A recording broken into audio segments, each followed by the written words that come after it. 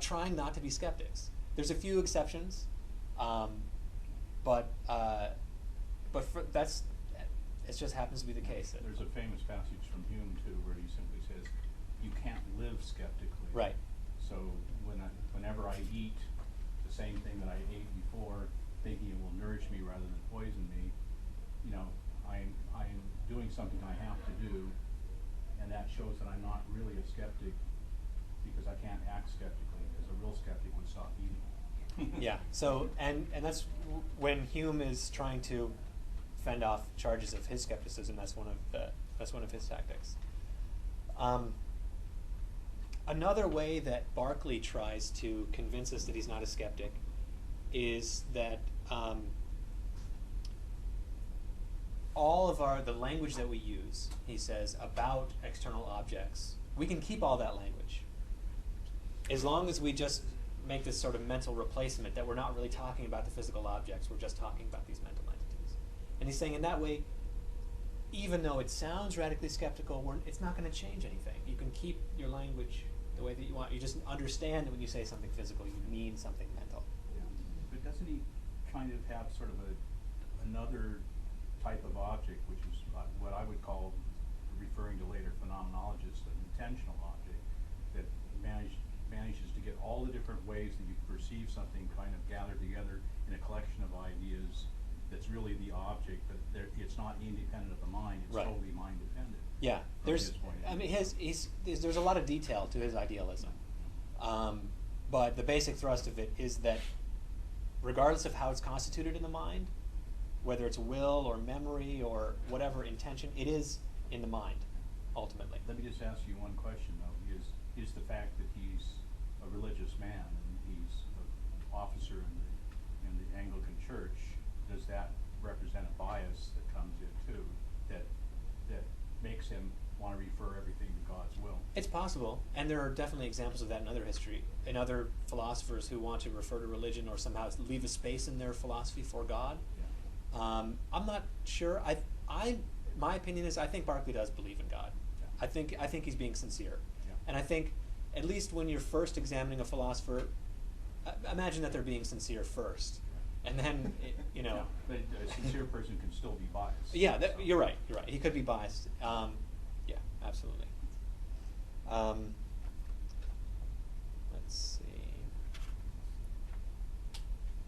Oh, his last tactic for suggesting that his idealism is not skeptical is that it's true. He says, my model is true, so it can't be skeptical if what I'm saying is, if I'm describing the way things really are, right? That's the opposite of skepticism. I think, though, if we take a step back and we think about what does skepticism really mean, there are a lot of different ways you can mean skepticism. You can mean it like, I'm just going to be critical and demand evidence before I commit to belief in something. That's one kind of skeptical, but that's sort of a tool to get real knowledge. A more radical kind of philosophical skepticism that I'm suggesting these people might be led to is a doubt about the knowledge we have of the physical external world, or the suggestion that kind of knowledge is not just doubtful but impossible on principle.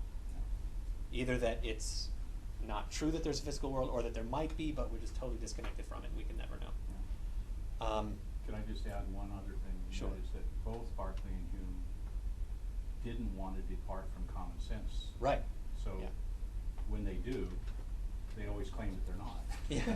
And that's, So that's what's interesting, is that there's kind of a saying, if my philosophy leads me to deviate from common sense, that's an indicator that I'm going off on the wrong path in some way, because philosophy should support common sense rather than undermine it. And that's sort of a general empiricist attitude, if you like, that informs Locke, Berkeley, and Hume, I think.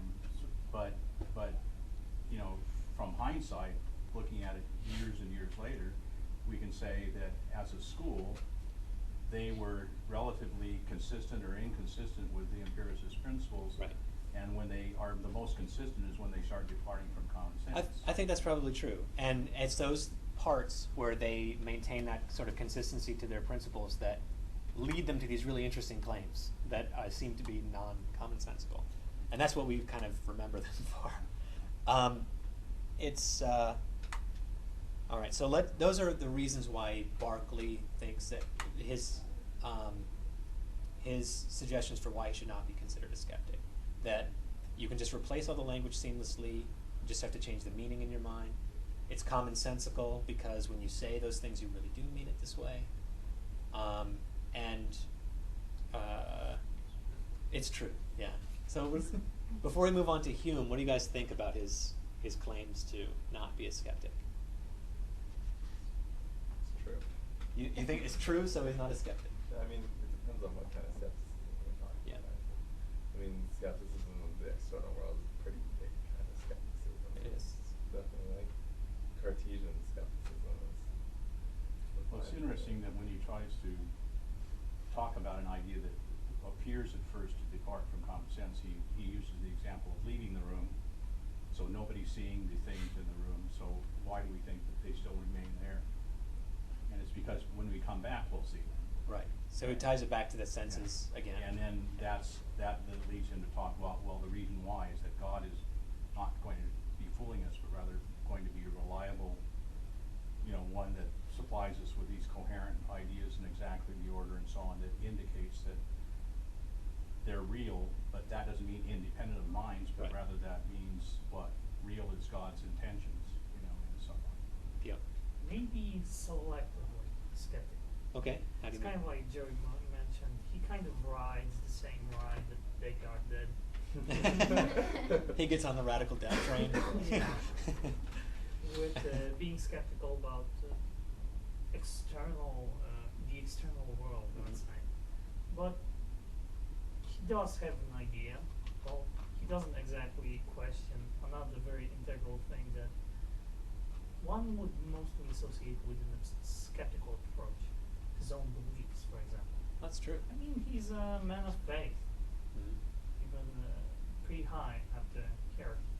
So I wouldn't exactly consider him a skeptic.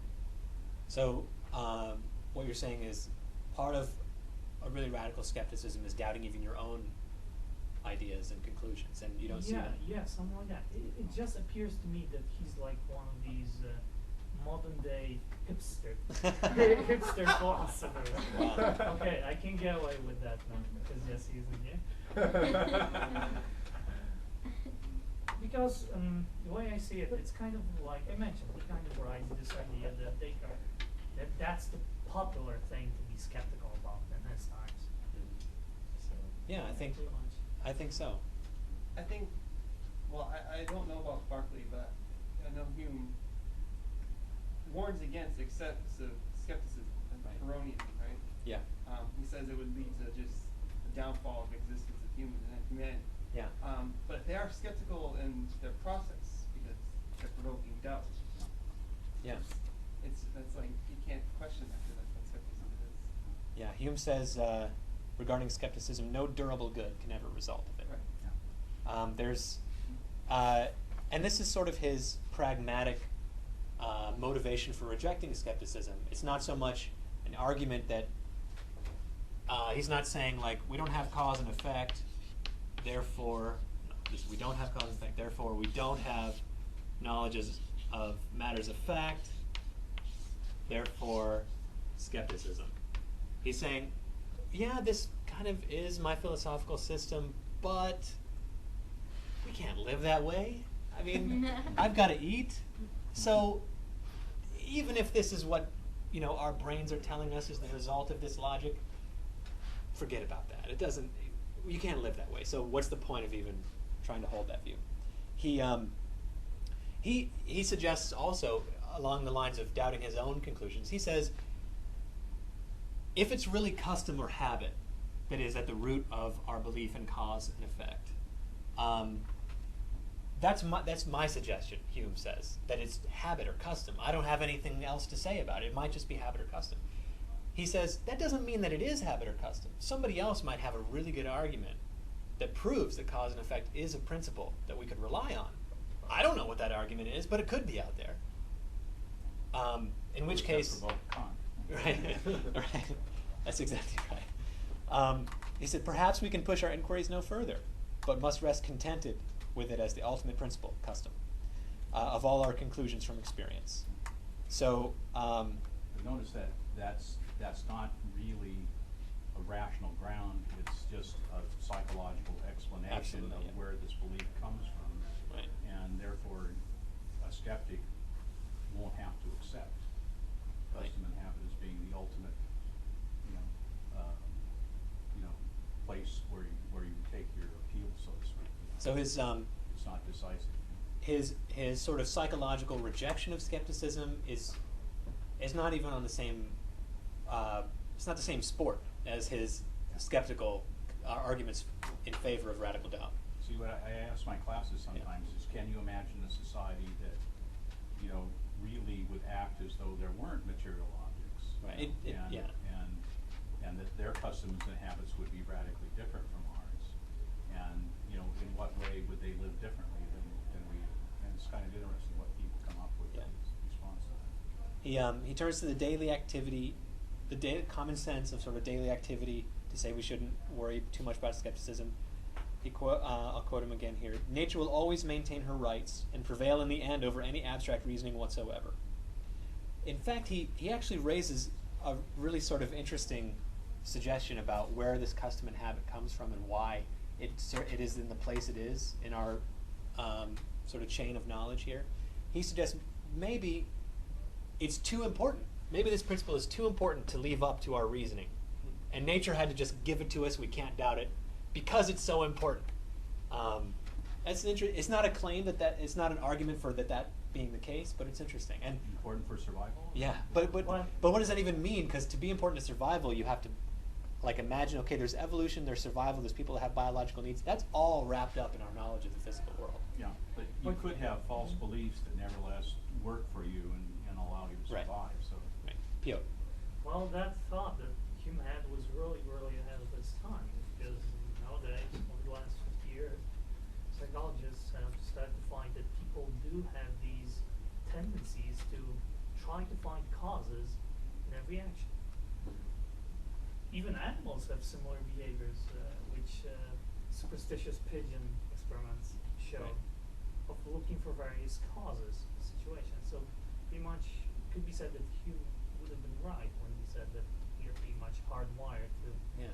But seek causality. it's interesting that if that's a factual claim, that we are hardwired to to model cause and effect or something, that doesn't say anything about whether cause and effect is real or not. It could be that